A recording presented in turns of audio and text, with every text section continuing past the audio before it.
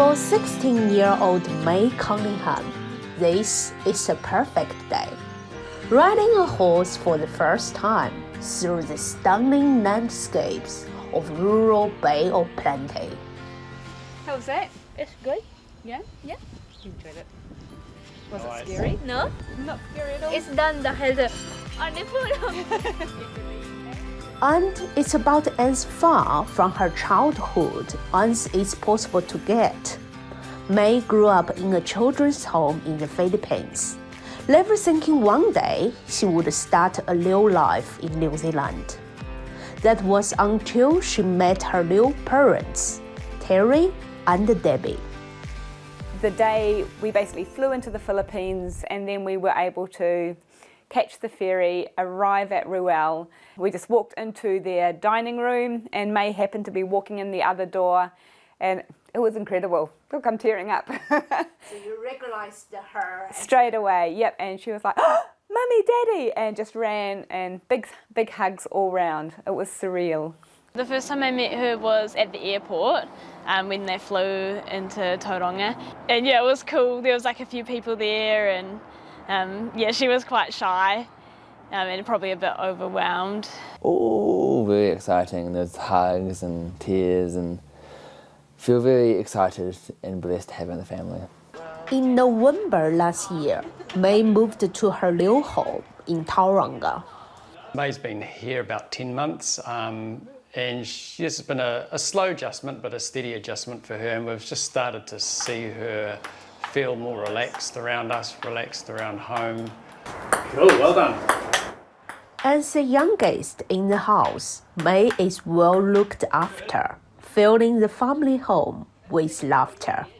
And hold that t-shirt up. No, Sometimes we go op shopping. Yeah, we like all swap our clothes around. I'll teach Mum how to braid Mae's hair better. When I look at Mae, I see a girl who is incredibly brave. She is fearful to try things, but she will give it a go anyway. She fits in so well to our family. She pranks, she tells jokes, she makes us all laugh. A few years ago, with their children growing up, Terry and Debbie considered adopting, but the process wasn't as smooth as they hoped. The adoption process was tough. I've heard other families who have gone through the same process say it's the hardest thing they've done in their entire lives. Just the anticipation, because you're going into this because you want to welcome another child into your family, and yet you seem to be coming up against, delay after delay after delay. While Mae is embracing her new home and future, she misses her childhood friends. Hang out with my friends, go to beach, and swimming, and go to lake. And sometimes outing, I go to eat outing.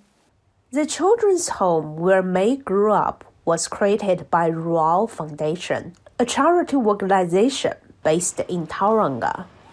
So in 1999, David Kiwi, who is a local Tauranga man, went to the Philippines and discovered a little boy called Ruel. Now Ruel was in a terrible state. He was actually very, very malnourished and was on the brink of death. So David made sure that he supplied a safe place for Ruel to be. So he came back to Tauranga, worked tirelessly to ensure that he had the funds for that very first surgery. There were thousands more children facing a similar situation. Hence, the Ruel Foundation was formed in 2000, and today has 3 children's homes across the Philippines.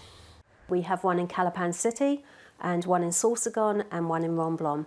And our malnourished centre, the original orphanage, is in Calapan City as well. So we now have a total of 90 children at this time. Many of the children they have helped have come from incredibly traumatic situations. We're literally rescuing these children from crisis situations, but we're bringing them hope and a brighter future.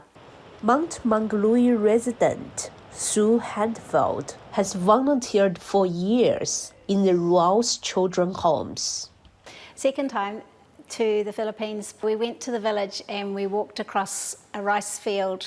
Where they lived it was basically a fireplace, bed raised off the ground with a palm shelter over the top of it in the middle of a rice paddock. And there were bullocks walking around and that was it. That was the shelter for this whole family, where the father was in jail and the mother had poor mental health and wasn't able to care for the children. That was quite impactful, that whole experience, just seeing the extreme poverty and neglect. A trained pharmacist, she is also involved in the malnutrition program to save vulnerable infants.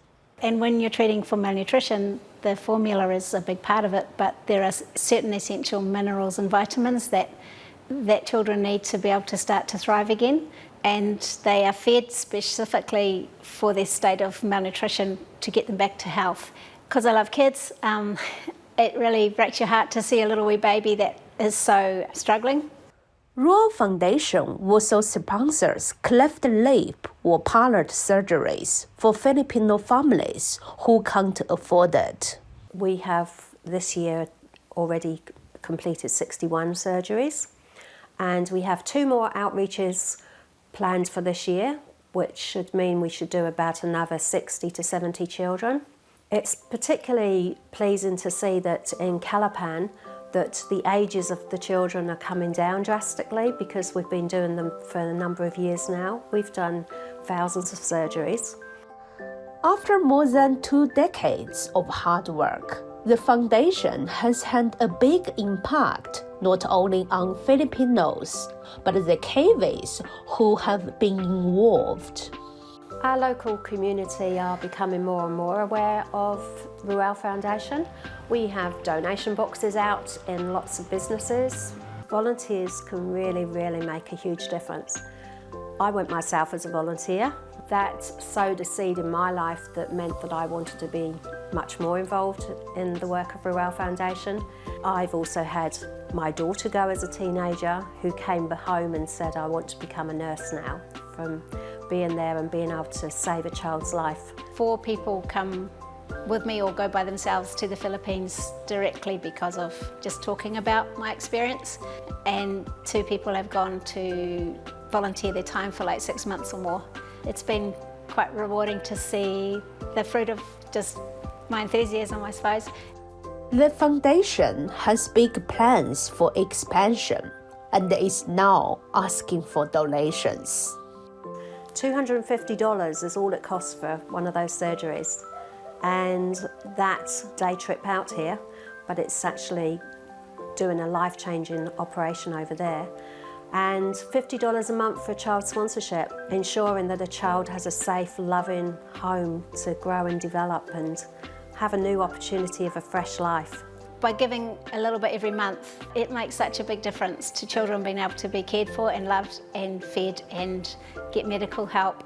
As for Mae, she is now a year 10 student in O2 Muay Thai College. It's good is making friends in New Zealand. It's been a roller coaster year. It's been adjustments for all of us. Friendships have been a hard area for Mae, initially because of the language barrier. She was incredibly brave. She's made some good friends in the international department. I think Mae's the one who's really done the hard yards. She's the one who's had to do the big adjustments of starting a new school, new family.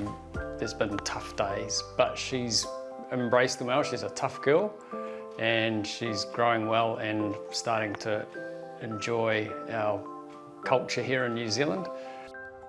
Japan, local focus.